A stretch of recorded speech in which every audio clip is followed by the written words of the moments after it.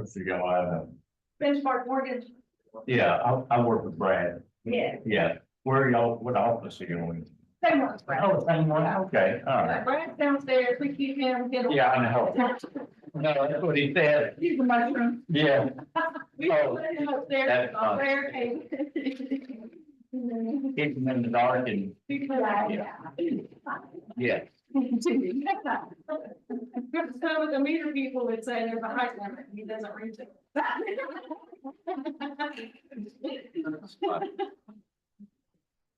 And you know, if he had hair, it'd be a little tall. You know, he's already got so much going against him. Yes, I love Brian, he's good. All right, so, Mark said, I don't think you can picture, I think you can do that. I want to show you.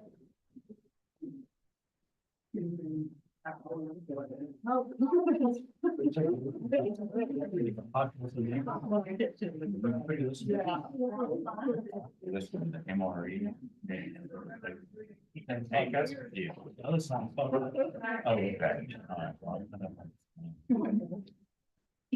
okay. All right. All right. I want you to move there on my phone. Yeah. Anything. Yeah, that looks really good. He told me, you tell me.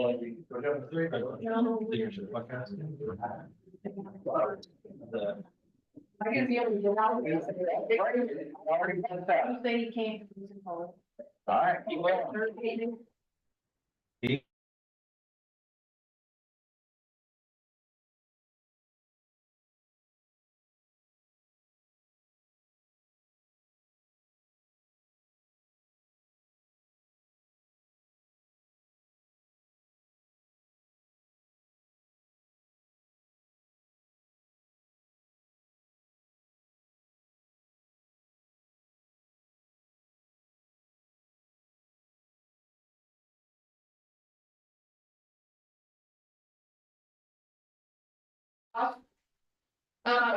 While we wait for Joseph, because we have a lovely sponsor today, who's actually gonna kick us off.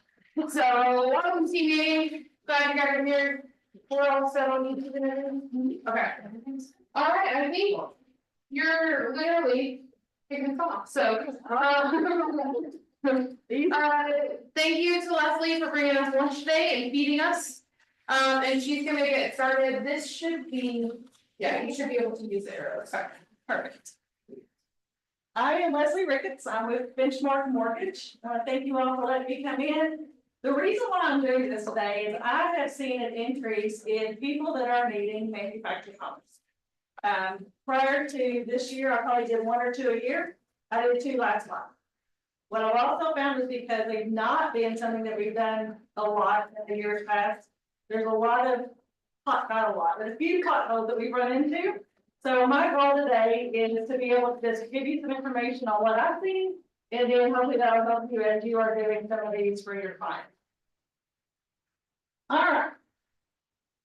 So we're gonna start with the easy stuff. How do I get this? Hit the more. And then hit hide floating mean. Ah, perfect. So the easy piece of this is the mortgage programs. We can do a conventional loan. It does say on here we can do down to a minimum credit score of 620. We would only do that if they were putting a bunch of money down. So don't think we're going to put your client in a conventional loan if they're putting 5% down and rates crazy and so is their PMI. So we will take care of that. Pretty much any FHA, whether it's regular FHA with down payment assistance, or FHA using like the mortgage revenue bond loans. We could do any of those. And then the VA as well. It has to be an owner occupied 1-unit home. And then the only exception to that is with a conventional loan, you can use it as a secondary residence.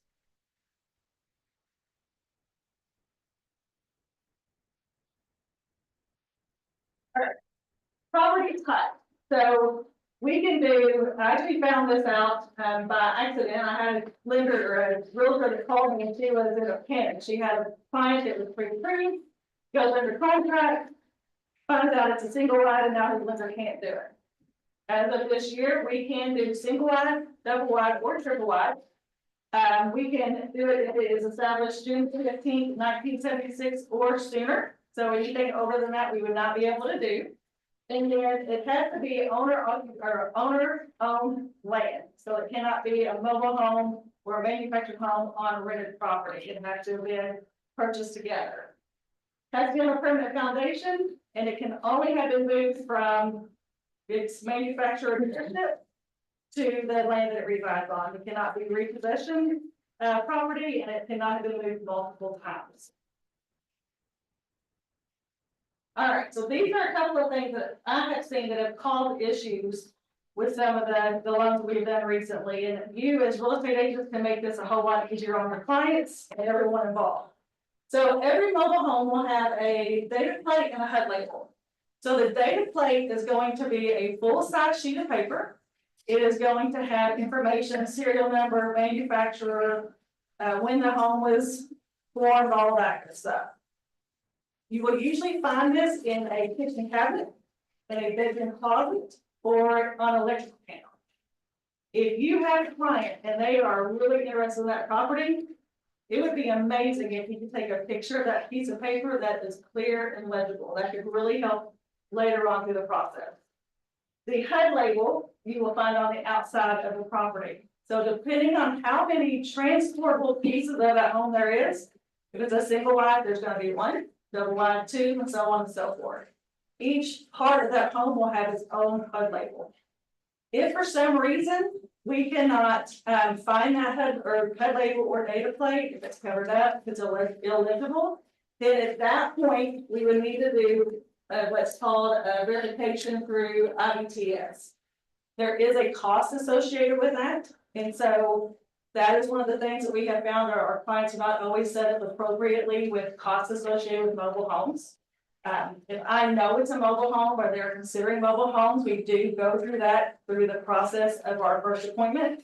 But if it's not even on their radar, I'm not going to go through all of this with them and just confuse them. So if you've got somebody looking at stick-built homes and then all of a sudden they've decided to look at a mobile home, we need to start considering the cost associated with that. We may need to ask the seller to help contribute some of that. So that's one thing to consider. It is about $200 for us to order IBTS verification on a mobile home.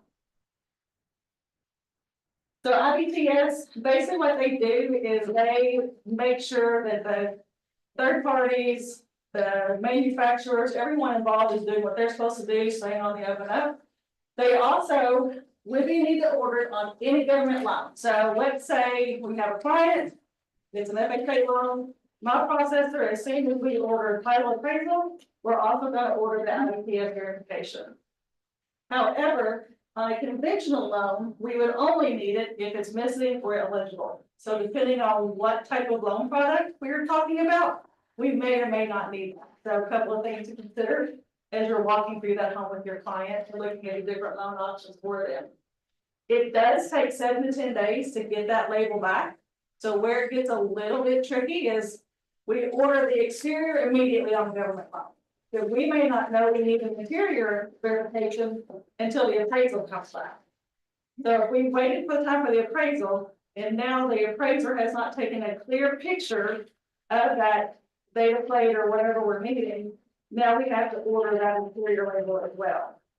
That is what can kind of push us a little closer to meeting our contract dates. So it's very important that if we're needing to do a mobile home, I would say we need a 45-day close period in there. We will still shoot for 30 days, but just so that everybody is not, anxious trying to make sure we're closing within 30 days, it'll make it a much easier stress-free process for everyone involved. Structural engineer, has anybody had any time with a structural engineer? Have you had to order one or anything before? No. Okay, so I've only had an issue one time, honestly. Normally it's pretty easy process, no big deal. And on the FHA, we always need a structural engineer. So that is something that we do not order for the client. Basically, what you would need to do is while you're setting up their original inspection, like the normal inspection, go ahead and have them order that structural engineer as well. Also, another cost involved, we're looking at $500 to $800 in order to do a structural engineer. So another cost that you really need to consider if your client can afford that or not. Do we need to put that in the contract for the seller to contribute? Things along that line. On a conventional loan, we're only gonna need one of these if there is something affixed to the property. So like if they've done a room addition, or if they have built a porch and they've, attached it to the home. Now the conventional needs one as well. Generally, we always find a porch most of the time that is attached to it, so most of the time we do need one of these, so just something to be aware of for cost and time constraints on that. We want to make sure we get that in the inspection period, so that your client is not now in this contract and they can't get out of it based on the inspection having an issue. Other thing is, we don't order it, but we do need a copy of that along with the invoice for that as well. Permanent foundation, you all are probably pretty familiar with what that is. Basically, HUD says that a permanent foundation is basically concrete, treated wood, or mortar masonry. That's the big deal. Outside of that, it just has to be permanently attached to the ground. Important notes from all of this is, number one, if you're unsure if that mobile home has been moved more than one time, if you get in touch with us, we can get that information for you. So just reach out on that.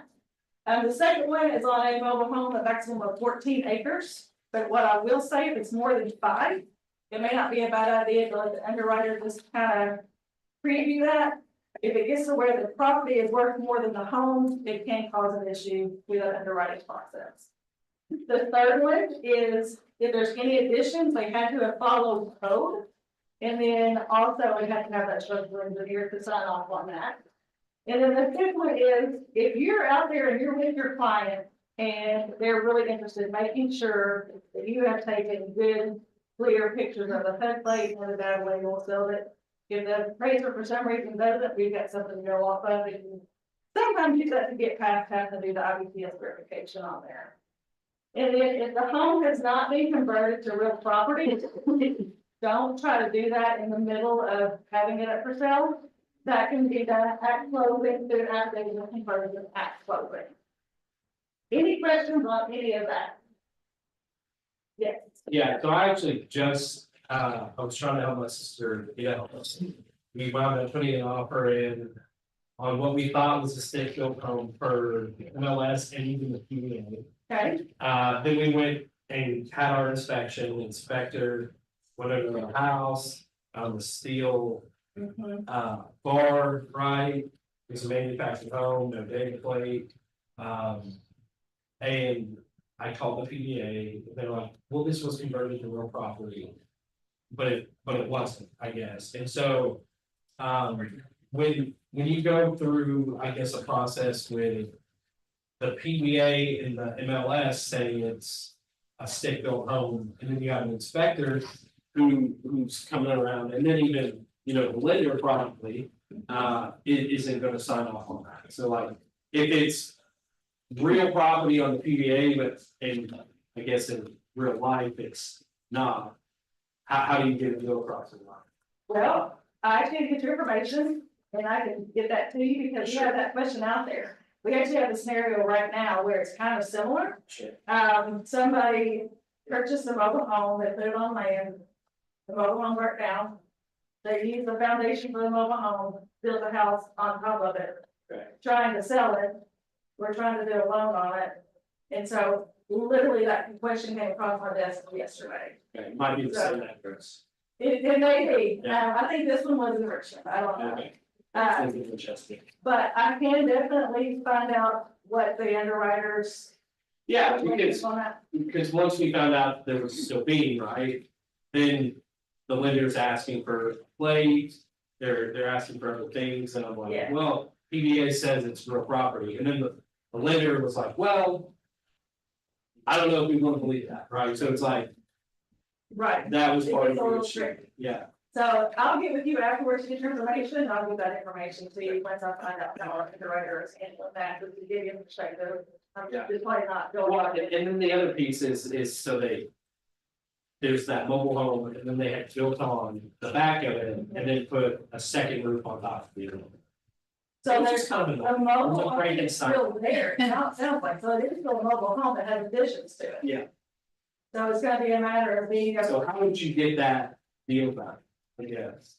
So a lot of times too, with the title company, they can give us some information that we need, and then it's gonna have to go through the IBTS to figure out those verifications. Alright. Yeah, that's, you'll be able to go back and look and see who the manufacturer was, when it was put together, how many hybrids they moved, things like that. Yeah, we've done structural engineer out, title was like, this is truly a Frankenstein house. Yeah. Yes, I guess So- some homes might just not be selling. yeah, and with that one, it sounds like it truly is a mobile home with additions, and so with that, you're probably gonna need your title company and IBTS to pull all that together.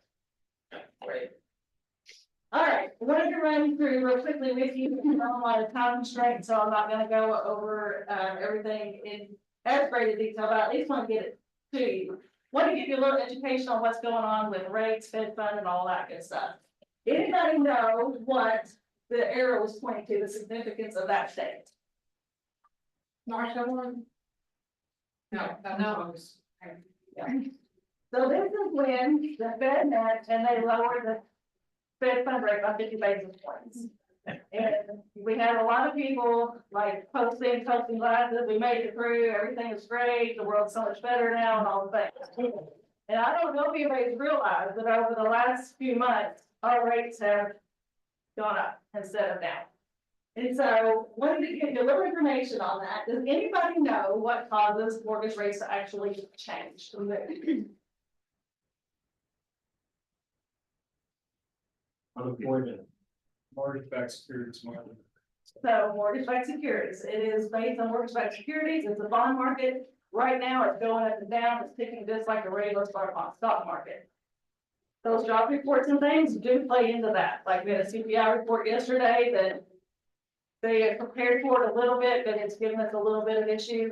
So there's a lot of things that read into that, but all in all, the bond market, what it's doing, that is what tells us what is happening with our actual mortgage interest rates. So this is from CME Group, and this was going into, so basically this chart, what it is telling us is what the likelihood is of the Fed cutting rate at each meeting. From the last one that we just had, showing a possibility of 90% that they would lower that by a quarter. And then down here at the bottom, October next year is showing basically a 78.5% chance that Fed is gonna cut rate between 1.25 and 1.75%. Yes, Didn't they say that this past year? yes. I was just curious. Yeah, I do think everything depends on a lot of things, however, the weather, yeah. it depends on several things, however, if we're not saying that nothing over here, so hopefully this is good news, because if it were taking to go up, then we would see some different marks up here. Everything is where it was and going down, so we're hoping that they stand true to that. Keeping current matters, it showed us what they believe that the mortgage rates would be, by, Q4 of 2025. Again, we saw some things that came out that we thought they would lower this year as well. However, things do seem like next year we can definitely see some decrease by the end of Q1, beginning of Q2. Black Knight put out this statistic that there's 5 million renters and they could qualify for homeownership for every 1% rate reduction. So based upon what we just saw, if everything does do what it's supposed to do, and it does come down in that 5% range, should our clients wait? So, whenever rates come down, you're gonna definitely have more buyers that are gonna enter that market. Whenever they enter that market, that causes increased demand. With that increased demand, then you're gonna have more competition. Home values are gonna go up, and now our clients are stuck paying more for their homes. There's another statistic that more than half of homeowners would be motivated to buy if rates were under 6%. So if everything does stay true and rates come down to that 5% range, we're going to be able to see an influx of buyers next year. Another statistic says that over 1/3 of homeowners are going to sell or to move if rates were under 6%. So with all of this being said, we're looking at all of those different things. What our clients need the most is financial confidence and excitement. So I think it's our job as a lender, and I know that you said that you work with Brad a lot. It is our job as a lender to be able to do our job on the front end of everything. Bring your clients in, give them the confidence, the excitement, everything that they need, so when they come to you, they're ready to buy a home. If they listen to just the mainstream media, social media, there's definitely going to be a lot of fear mongering, make your clients scared to buy a home. But on top of that, does anybody know what this document is here on the right? The fee sheet. So your clients go under contract, which is when their emotions are at the absolute tip top point of everything. And then you send them to us, and one of the first things we get to do is go over a fee sheet with them, which is an excitement killer and a confidence killer all at the same time. But what if, after going over that, we also show them something like this? And go, Mr. Customer, I know that, we've had to look over this fee sheet, but let me show you what's on the table. If you look at a 63-year historical appreciation in Georgetown, which is the one I was doing this on, I did a lot in Georgetown. The appreciation was just over 3% over the last 63 years. Over the last 10 years, just under 5%, and over the last 5 years, just under 7%. So if you average all those out over the next 5 years, that home will probably appreciate somewhere around 4.25%. So if you don't purchase this home, you're probably leaving about $63,000 on the table. That brings the excitement back to them. Like, we get past the fee sheet, we get past those numbers, and then we again explain to them exactly why they should be excited about buying this home. I know that everybody is probably aware of this, but any of your clients can be benefiting from a wealth strategy session. Not just your buyers, and obviously they need pre-approvals, and we get that. However, if you have a renter, and I know it doesn't happen a ton in this area, but you'll have renters come in and want you to get them with somebody that can put them into a home for them to rent. That is the best time to get them with a lender, because now we can take those people and prepare them for, hopefully when that 12-month rent is up, we can at that point look putting them into a home. Give them a plan. Sellers also need a transition equity plan. I saw this morning, our national credit card debt is $1.17 trillion. If you don't think that people need help with how to move their money, you would be amazed at people that make a lot of money, they do a lot of things, but they are still not really knowledgeable about what to do with that money. So we can always help with that. And then cash buyers. So something to think about, if you got a cash buyer, they're taking all their money, they're putting it into one home. But what if they take a look and they want to get into the investment game? They take 75% of that money, and now they're going to use 25% to put a down payment on that home. And now we show them how to get into the investment property. Now, instead of selling one home, you might be able to sell 2, 3, or 4. So there's a lot of things that we can show them through these wealth strategy consultations that help you all and to help them at the same time. So how does this help you? It helps shorten your sales cycle. Like, when we bring that client in, we go over everything from educating them, helping them get excited, but putting a plan in place. That way, when they go to look at that home, they are not scared to put an offer in. They know what those numbers look like right out of the gate. And then also, we have a plan for a follow-up. So once I have a pre-qual or a pre-approval, I have a 12-month plan on how to reach out to them several times through text, call, or email. And then beyond that, twice a year for the next 5 years, I'm going to reach out to them to see what's going on. Goal is always get them back to you. So that is all I have for you all today. Any questions on any of that? One thing that I would say, if you haven't done it already, I have started doing this, is I would look 24 months back, and anybody that hasn't done something, I would start calling them and preparing them for 2025. Like, it's really important to get ahead of, if those rates do come down and we just assume that they're not because they didn't last year, and we didn't get ahead of it, you're gonna lose some clients. So I would definitely take a couple years back and start giving those people a call. Thank you all for your time today. I appreciate it. That ladies information is great information. And one of the things that I know, I've also worked with Brad Hacker on quite a few deals. personally. One of the things I love about Benchmark and what they do and just really their approach is that wealth consultation and that consultation that they have with your buyer changes everything. So a lot of folks who don't feel like they can afford something, don't have a strategy for what it looks like to improve credit or pay down debt, or just think they're not gonna be able to buy a home. I've seen Benchmark and other lenders have that pre-consultation before they're gonna buy, and it's changed the trajectory of those families, right? So lean into your partners, lean into your vendors, lean into the people who are going to help move your pipeline forward. Shoring up that sales cycle and making that smaller, every real estate agent wants to do that. When I consult with agents and I ask them, what's your 30-day, 60-day, 90-day pipeline? They need to have an answer for that. You need to have an answer for that. Are you tracking your numbers? Are you inspecting what you expect in your business? And so when you think about what Leslie said, we need to be experts on what the market's doing. We need to know about the rates. We need to know why the rates do what they do. Right? And there's also all these other things that I think if you're having conversations right now, you can get some things sold by the end of the year. And you can also set up some clients for hitting the spring market and being prepared and strong buyers.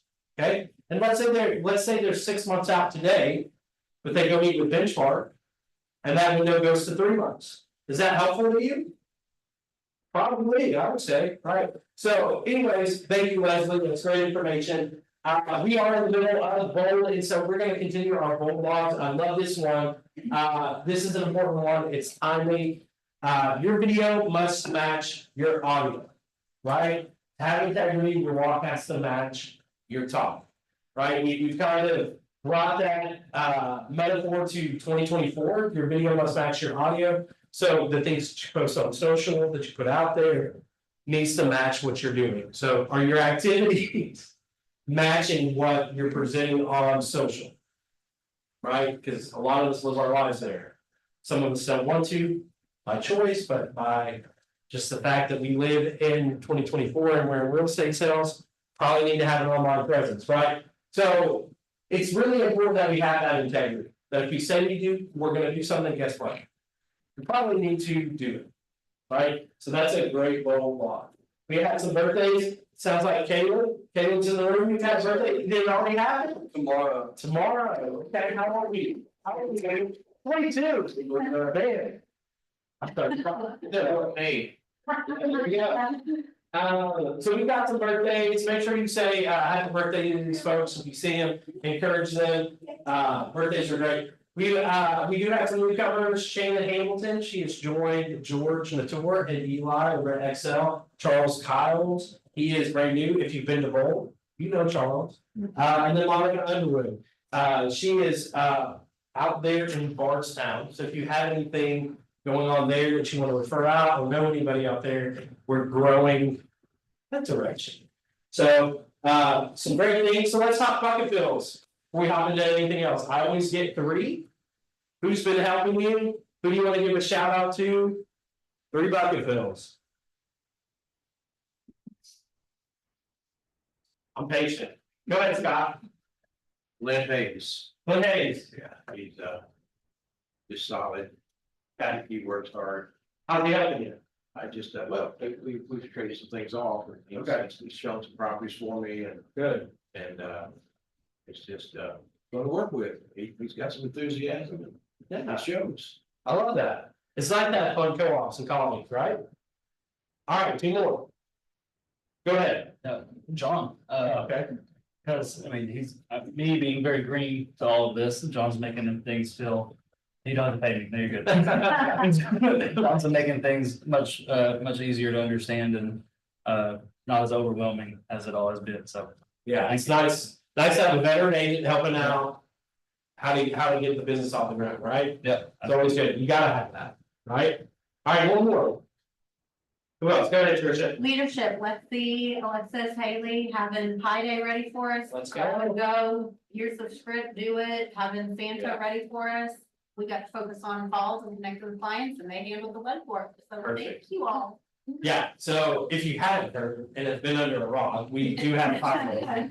The cool thing is, I think we're coming up on 400+ pies that are going to be handed. over 400. Okay. Over 400 Yeah. pies. And so we've got some things coming up. So if anybody has a bigger vehicle, would love to help the leadership. We team pick some up. actually just, so you would have gotten an email right before team meeting starting. It's from Allie Hicks. If you don't know who that is yet, that's the DFI in Somerset. So she does my role down there and we kind of tag team a lot of projects. So if you got an email from her, don't freak out. We know her. She's safe. But she sent out like a sign up sheet for the Thanksgiving potluck. That's the same day and Pie Day. We do need help with vehicles to carry the pies from Costco to here. We are close to 500 pies to be transparent, so we will need a lot of help. So if you can, just fill out that form, put your name down and we'll follow up with you. And then if you want to bring something for the potluck, just put in your name and what you're bringing. Awesome. Thanks, Alan. We want to celebrate Colton Land. He had his first closing with the office. Brandon Troxel out of our Somerset office also had his first closing. Isabella Rainey, also in Somerset, had her first closing. And then Lisa Jones and George Latour helped us grow for our agents, and we got to add to their download. We did have Veterans Day on Monday, and we want to thank our veterans. We've got a handful. So if you see these folks and haven't already, thank them for their service. Derek Blankenship out of the Gorge. Jim Cunningham is another one of our veterans. Colton Later, who just had his first closing with us, he's a veteran. And Nathaniel Stanton and Todd Smith. All of these gentlemen have served our country, and oh, I forgot about Tony. And Tony's there as well. So make sure you say thank you for those for how they showed up for this country and for us. It's always a big deal. My dad was in the military for 20+ years.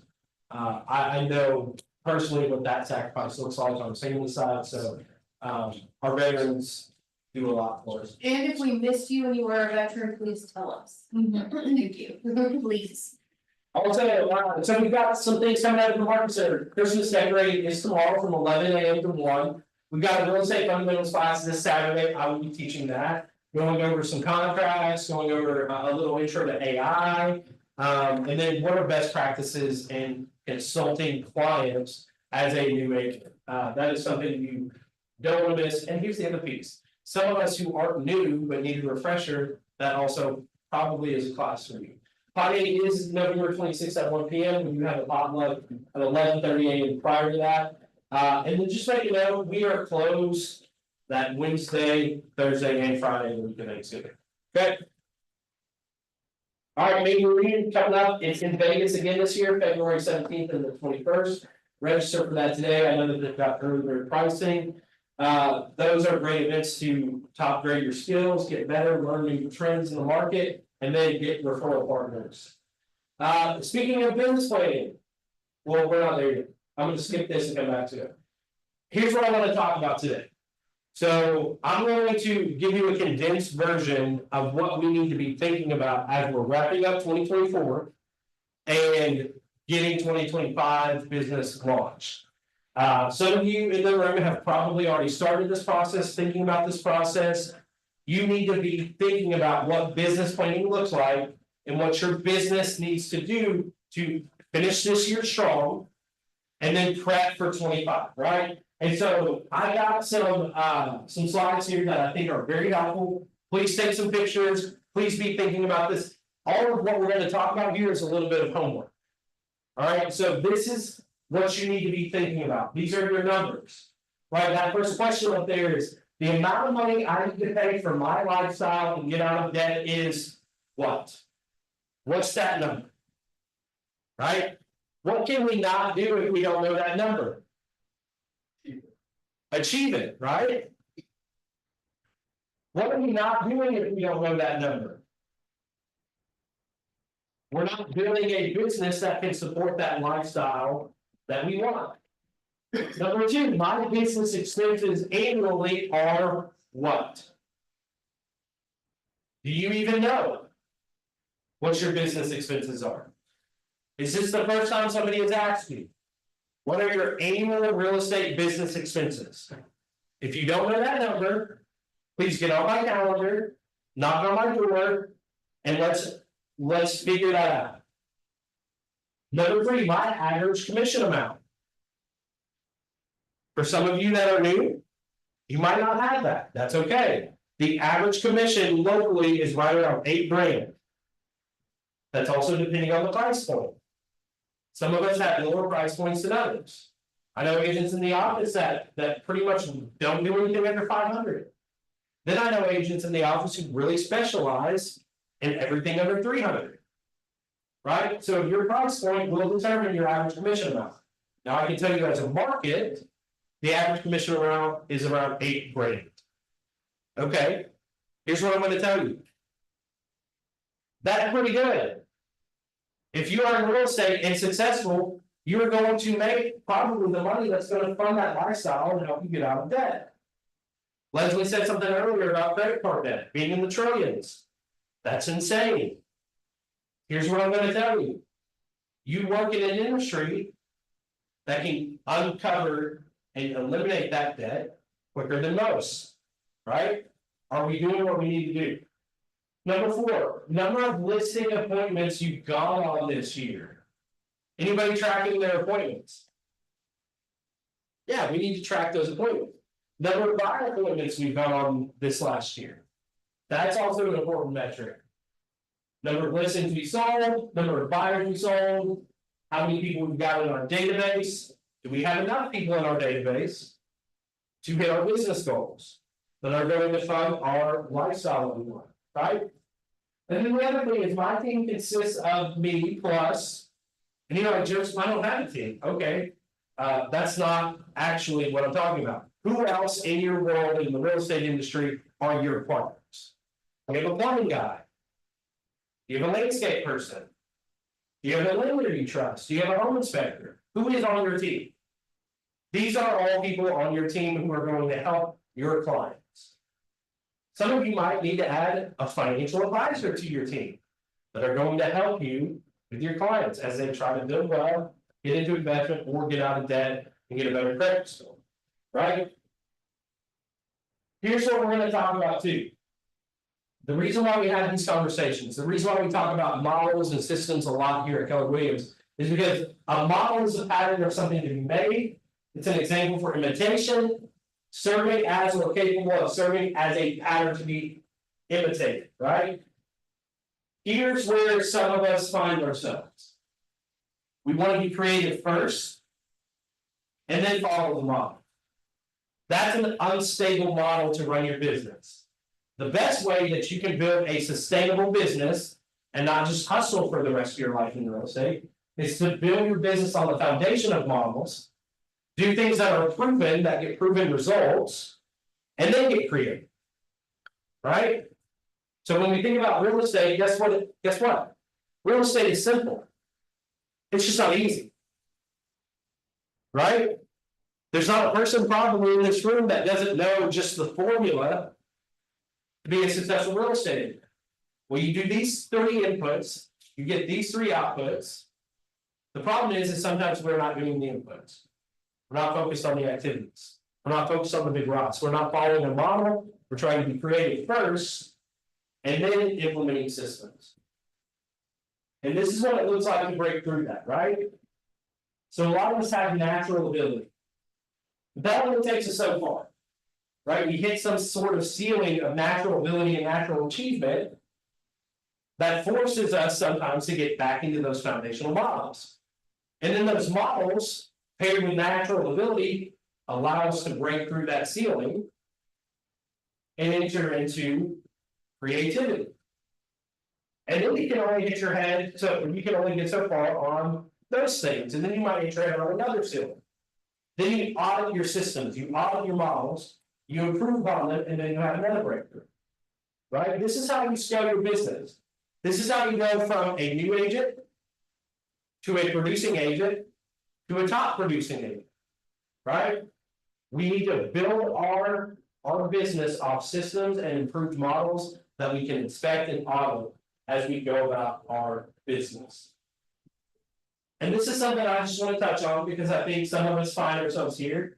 I'll be honest, sometimes I find myself here, especially when it gets harder. or I don't want to do the work. Right, the midterm mindset about models, number one, we think we don't need them. Right, you use models now, they're how you get things done, when results matter. You don't want models to limit you, you want proven models that will grow with you, that's the truth. Number two, models will limit my freedom. They'll prevent me from running my business the way I want to. Well, I think the reality is models allow you to be more free because you can make better decisions quickly and have a better life as a result. Models will allow you to scale quicker and get to a point you want to be faster, right? Models are just opinions. I hear this a lot, right? It's hard to argue numbers. It's hard to argue that, hey, if you hold this many appointments and have a 50% conversion ratio, you're automatically going to make this amount of money. You can't really argue that model. Models aren't just opinions. Models are based on the success of others, and that when implemented properly, deliver predictable outcomes that are proven and not opinion. That's why I love models. They're not opinions. They're proven processes and systems. All right, number four, the model won't work for me. I've also heard this a lot. I'm different. Or I'm built different. Your model, the model will work for you, I promise. The model will work for you if you follow it because it has predictable results. Number five, I don't need to change. I'm getting the results I want. But here's the thing, as you grow, you want better and better models. You want better systems. And if it matters, good enough, quote unquote, is not good enough. Right? All right. And then here's the other thing that I think is important when you think about business planning. When we think about what our mindset needs to be wrapping up 2024 and moving into 2025. Individuals that write down their goals are 42% more likely to achieve them. So if you want a mental hack, if you want a physical hack to help your business, write your goals down. Just by writing your goals down, you're 42% more likely to achieve them. That's an absurd return. If you knew by doing one thing was going to improve your odds of achievement by 42%, would you do it? 100% you would, right? Individuals with accountability are 77.6 more likely to achieve that. So what does accountability look like for you? It looks like maybe meeting with Joseph. Looks like maybe meeting with a mentor. Looks like maybe being on a team. Right? Accountability matters in the success of your business. If you want to directly improve your business by a wide margin, write your goals down and build a system of accountability to help you achieve them. It's a proven recipe for success. And where we fail is when we don't do those things. Your accountability should probably have a copy of your written goals. It should be something you talk about with somebody who's consulting or coaching you or mentoring you or somebody on your team, right? So we set goals. We do the activities to achieve those goals. We measure those results. Then we audit that process, we evaluate it, and then we make adjustments. And then guess what? That's a feedback loop. We do it again. You should constantly be having this loop, this conversation. We're going to set goals. We're going to do the activities. We're going to measure those results. We're going to evaluate the process and then make adjustments based on those evaluations. This is how we get better in business. This is the last slide for you. And these are just things. I would also take a picture of this. This is what your business plan should do for you. Right? A business plan should help you achieve the money you need for your lifestyle. If your business plan doesn't currently do that, then you need a new one. A business plan will also tell you how many appointments to attend each week to meet your goal. You know what is super frustrating for me as a team leader in this office with 200 AMs? Most of you just need to hold 2 appointments a week.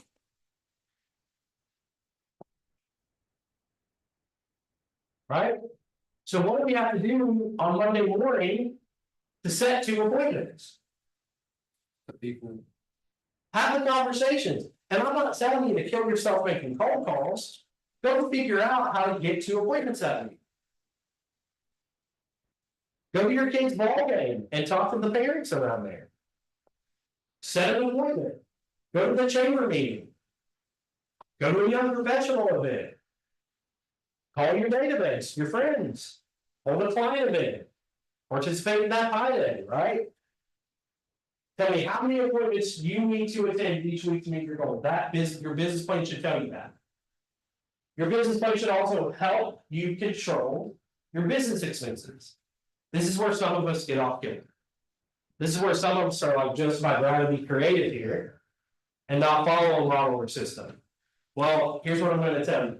If you don't have a business plan that controls your expenses, you will not know your margin. You will know money's coming in, and you will know money's coming out, but you will have no idea if you're profitable. And you will have no idea if what you're doing is sustainable. You want staying power, you have a business plan that controls your business expenses.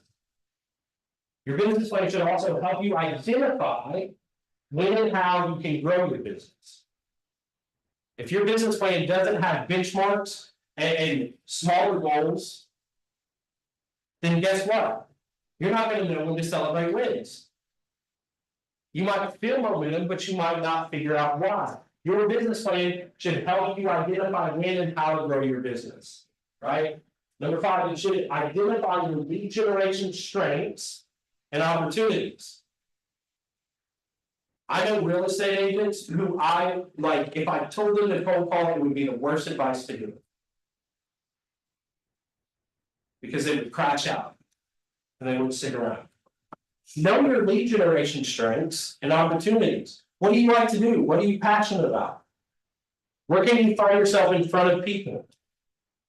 Go do that. And talk about real estate. Bring value to the conversation.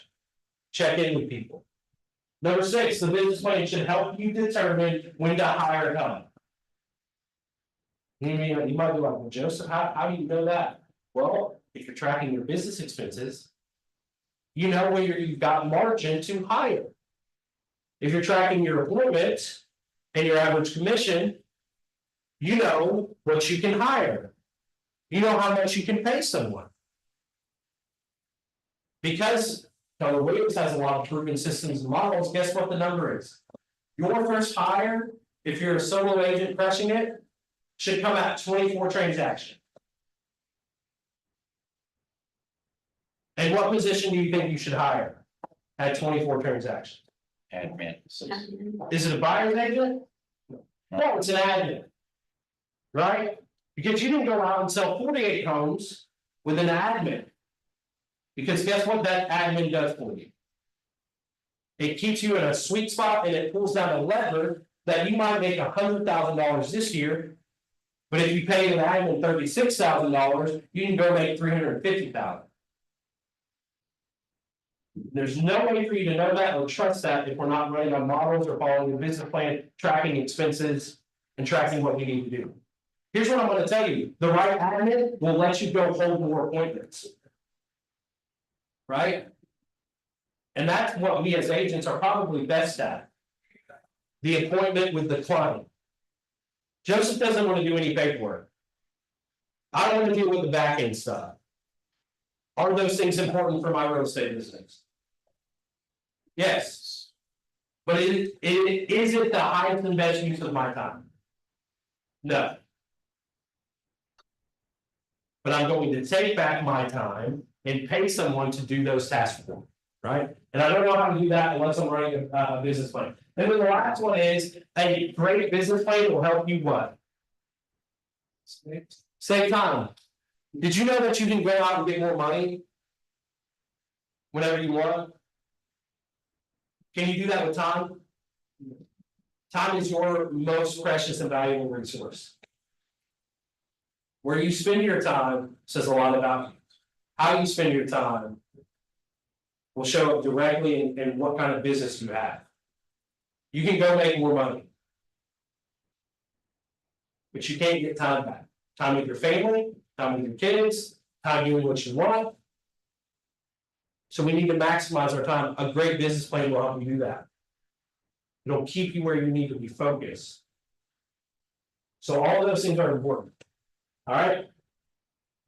That's all I have for you. Sounds like we're wrapping up a little early. Anybody have any questions about what they're seeing in the market? I've been holding a Monday morning from 9 to 9:30 a.m. market at the moment Zoom. We've had a lot of great conversations. We've problem solved. We talk about objection handling. We're in the holidays, people are slowing down. We've talked about why right now might be an advantage for a buyer to get under contract. And why right now might be an advantage for a seller to go ahead and list that home. Right? Can anybody think of a reason why their client should just go ahead and list or buy a house right now? Anybody got any It's reason? a better value than renting. Okay, it's a better value than renting, okay, what else? That's true all year, by the way, but yeah. What else? You don't have to buy. There's not as much competition. Right, there's not as many offers. But what about your listing, what about your seller, how do you convince them? Buyers that are coming are motivated. Oh, that's a good one. If buyers are looking right now during the holidays. You think they're more serious? You think they're a stronger buyer? 100%. Right? And I can't tell you how many people, friends and family I've heard, was like, man, Joseph, I'm just waiting on things to clear out with the election. I just gotta know what happens. And I don't know if everybody has felt this way, but I talked to no less than 10 agents in our office about how their business has picked up, both on the buy and sell side, as a result of the election. So right, wrong, or different, I don't care how you feel about whoever. But real estate is trending in a better direction. And if you're not capitalizing on those conversations, I'm wondering if you're having the conversations with your clients. Right? Are we talking to our neighbors? All right, that's all I've got. Any pressing issues, anything we need to address?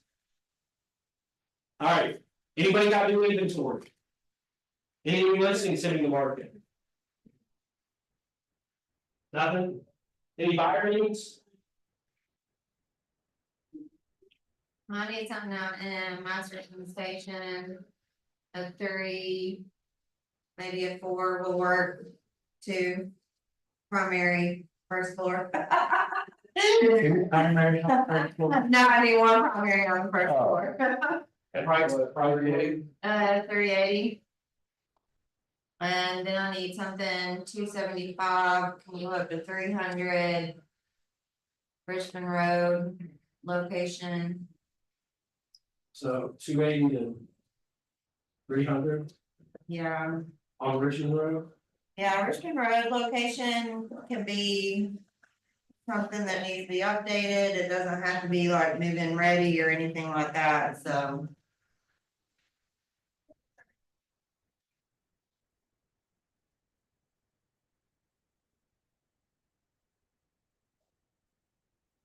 All right.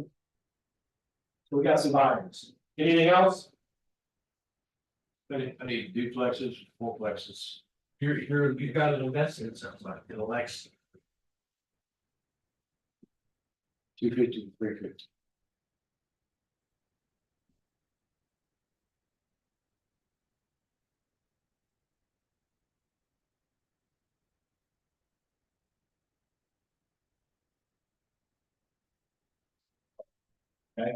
Anything else? Also need land ready to build, shovel ready. Any particular area? Lexington. Up to 200. Okay. Just for the raw land. Yeah. Right. 2 to 3 acres. Oh, yeah. Patios, goals.